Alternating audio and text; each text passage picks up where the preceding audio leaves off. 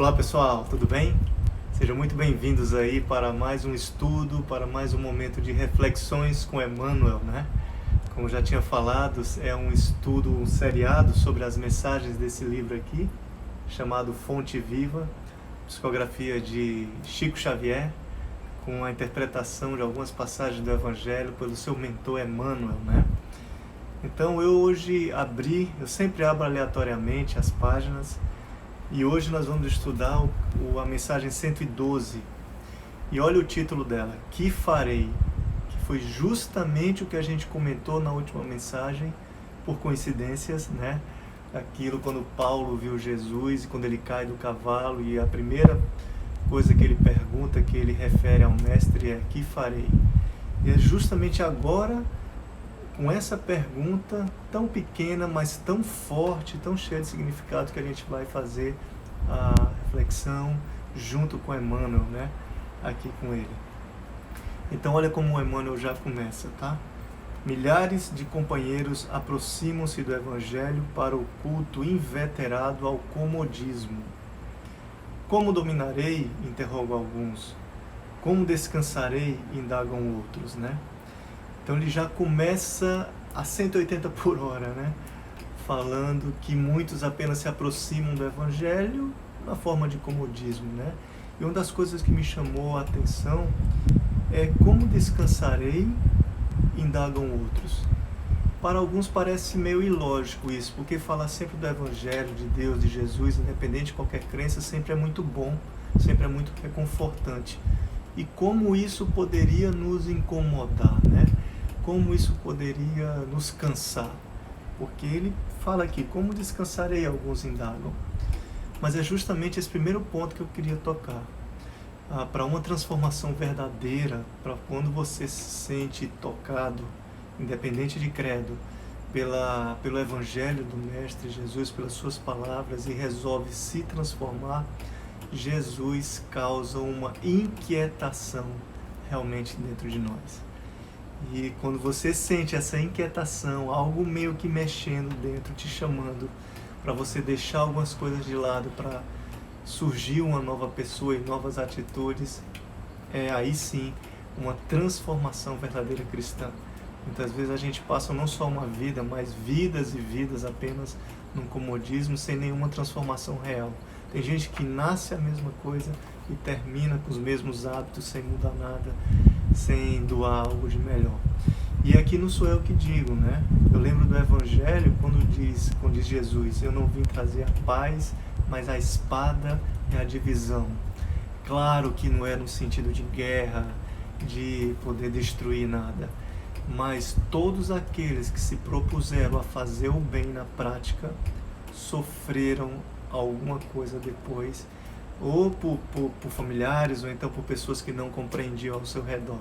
Só você pegar uma Irmã Dulce, grandes nomes, né? Um Chico Xavier, um Divaldo, uma Madre Teresa de Calcutá, sem dúvida sofreram muitas pedradas que guardaram silenciosamente quando decidiram ir à frente num trabalho com Cristo. Então esse Cristo inquieta realmente a gente. E se você está muito no comodismo, sem se transformar, ainda não foi tocado pela palavra prática que Jesus veio ensinar. Mas se você está com essa inquietação de algumas mensagens que te convidam à transformação, é isso que Jesus está chamando, né? E aí continua Emmanuel, e os rogos se multiplicam, estranhos, reprováveis, incompreensíveis. Ele vai tocar nas rogativas que alguns de nós fazemos, né? Há quem peça reconforto barato na carne, quem reclame afeições indébitas, quem suspire por negócios inconfessáveis e quem exija recursos para dificultar o serviço da paz e do bem. Há tanta prece às vezes, né? Só para mim, só com objetivos também às vezes tão desviados. E aqui ele continua. A pergunta do apóstolo Paulo, no justo momento em que se vê agraciado pela presença divina, é padrão para todos os aprendizes e seguidores da Boa Nova. E a pergunta que ele fez é o que farei? É uma outra atitude, tá? realmente se colocar à disposição, independente do campo em que você esteja, em que nós estejamos, por exemplo. Estamos todo mundo juntos nessa pandemia novamente aí. Não deixa de ser um campo de inquietações, de aflições, mas não deixa de ser um campo também de você levar um abraço, uma boa palavra, ou usar no bem para poder tranquilizar e fazer a diferença nesse momento tão aflitante, né? Aí ele continua. O grande trabalhador da revelação não pede transferência da terra para o céu e nem descamba para sugestões do favoritismo a seu círculo pessoal. Fazemos isso muitas vezes ou não? Mas eu fui uma pessoa muito boa na terra. Vou fazer essa caridade agora para poder esperar algo do outro lado. Eu quero levar aqui da terra para o outro lado. E aí eu trago uma frase do meu querido professor Humberto, lá do Peixotinho, que quando ele me falou a primeira vez eu fiquei tocado, assim, fiquei até chocado também, né? Quando ele disse: olha, meu filho, alguns espíritas estão esperando o nosso lar do outro lado, a comunidade, que tem até o filme, né? Acham que já vão estar no nosso lar do outro lado. Alguns amigos de outros credos já pensam em chegar no céu do outro lado. Filho, não se preocupe como você vai chegar do outro lado. Preocupe-se como você vai sair daqui. Aquilo ficou na minha cabeça, sabe? Eu falei, poxa, em vez de a gente jogar da terra, como Emmanuel fala aqui, para lá, que a gente faça aqui. Se a gente fizer bem aqui e estar em paz com a consciência, sentindo esse sorriso de plenitude que esses grandes nomes tinham mesmo com as dificuldades, a gente já vai estar conquistando o céu aqui mesmo, no plano em que a gente está, né? Então vamos continuando. Não roga isenção de responsabilidade, nem foge dever da luta. Que farei? Pergunta, né? E ele disse a Jesus, compreendendo o impositivo do esforço que lhe cabia.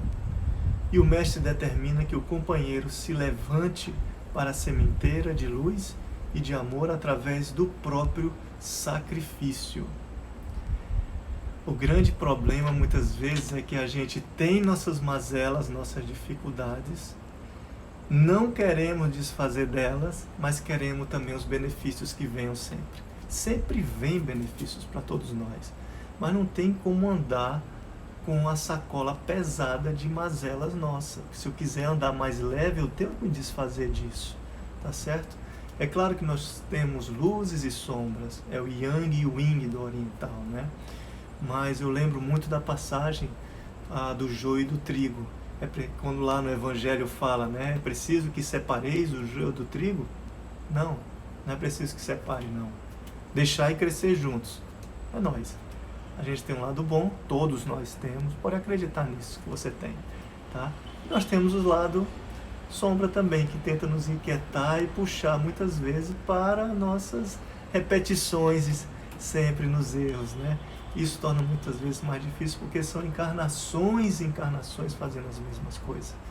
Então, quando a gente se propõe a mudar, é mais difícil, né? Mas quando ele fala do joio e do trigo, deixa crescer junto, só que tem um detalhe. Nessa passagem do Evangelho, podem checar, que primeiro vai ser recolhido o joio para poder ser queimado, eliminado.